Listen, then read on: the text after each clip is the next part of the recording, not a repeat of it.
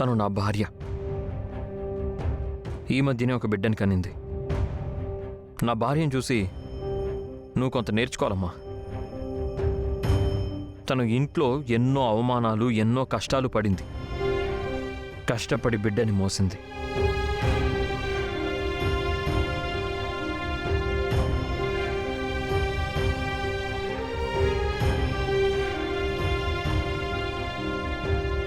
అలాగే డెలివరీ టైంలో కూడా చాలా ఇబ్బందులు పడింది.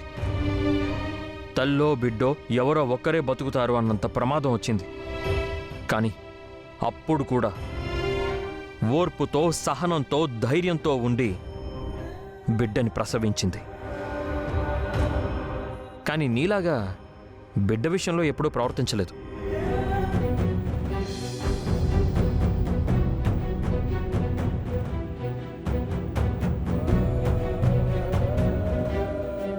తల్లంటే అలా ఉండాలమ్మా. బిడ్డని ప్రేమగా చూసుకోవాలి. బిడ్డ చెయ్యి ఎప్పటికీ వదలకూడదు.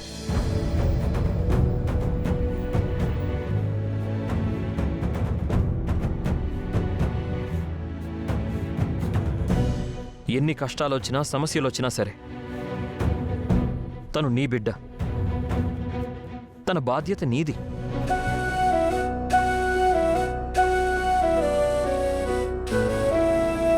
తప్పైపోయింది సార్. మీరు చెప్పిన తర్వాత నేను తప్పు చేశానని నాకు తెలుస్తుంది. ఇంకెప్పుడు ఇలా చేయను సార్.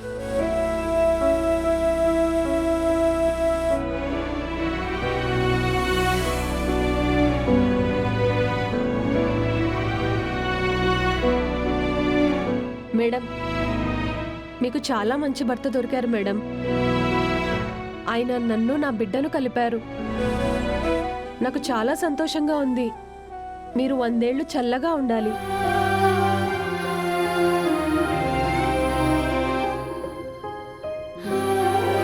చూడమ్మా, మావాడు చెప్పాడని కాదు గాని ఎట్టి పరిస్థితుల్లోనూ బిడ్డను వదిలేకు. తన్ని బాధ్యత. అలాగే సార్. ఇంకెప్పుడు అలాంటి పని చేయను. ఎన్ని కష్టాలు వచ్చినా నా బిడ్డతోనే ఉంటాను.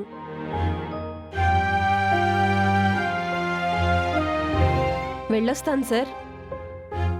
ఒక్క నిమిషం ఆగమ్మా.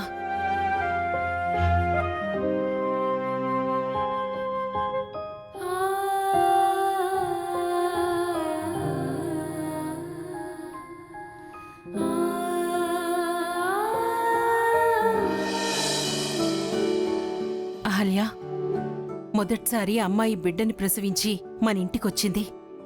తనని తాంబూలంతో సాగనంపు.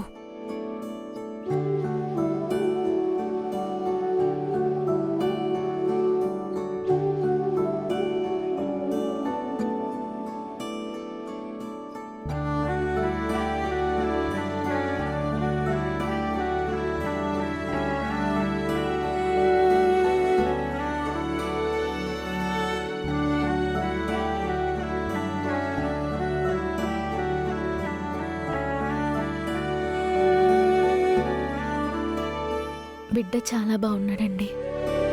జాగ్రత్తగా కాపాడుకోండి.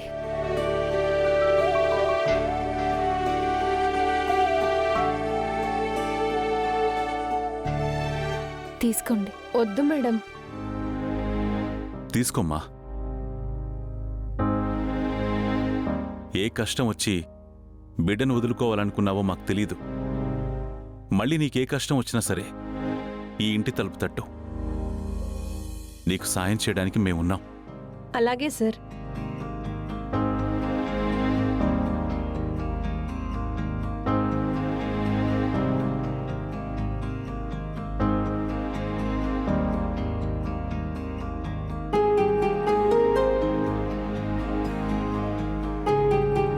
Thank you madam.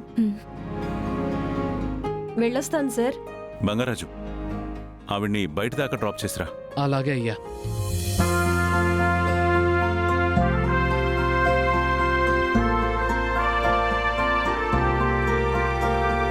వెళ్ళొస్తాను సార్. పదమ్మా.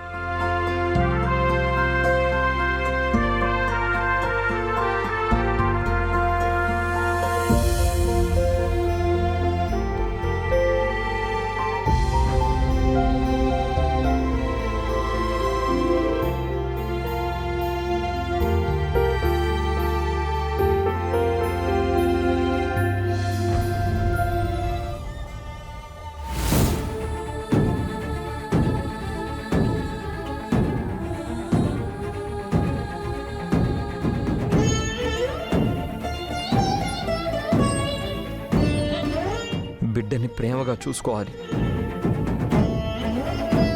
బిడ్డ చెయ్యి ఎప్పటికీ వదలకూడదు. ఎన్ని కష్టాలు వచ్చినా సమస్యలు వచ్చినా సరే తను నీ బిడ్డ, తన బాధ్యత నీది. తప్పైపోయింది సార్. మీరు చెప్పిన తర్వాత నేను తప్పు చేశానని నాకు తెలుస్తుంది. ఇంకెప్పుడు ఇలా చేయను సార్. ఒక తల్లి బిడ్డని కలిపి గౌతమ్ గారు నిజంగా మంచి పని చేశారు. కానీ ఈరోజు ఆ అమ్మాయికి వచ్చిన పరిస్థితి రేపు నాకు రాబోతోంది.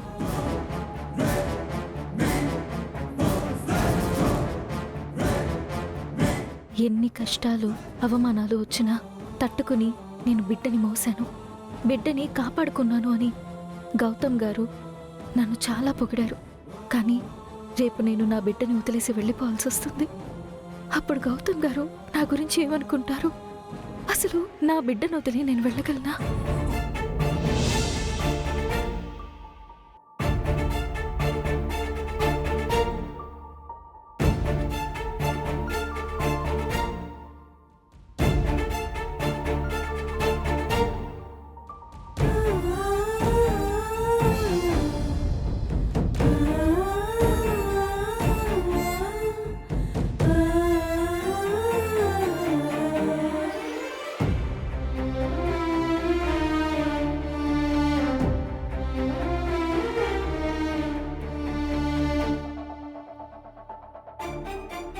అహల్య గారు,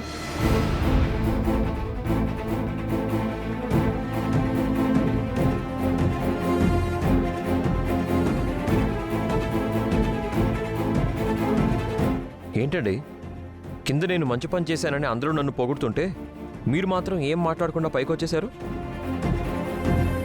ఏంటండి ఏమంటారు? నేను చేసింది కరెక్టే కదా? తల్లిని బిడ్డని కలిపాను కదా? అవునండి, మీరు నిజంగా మంచి పని చేశారు. చాలా గొప్ప పని చేశారు. ఆ తల్లి బిడ్డని కలిపారు. మరి ఈ విషయాన్ని ఇంత డల్గా చెప్తారేంటి? యాక్టివ్గా చెప్పాలి కదా.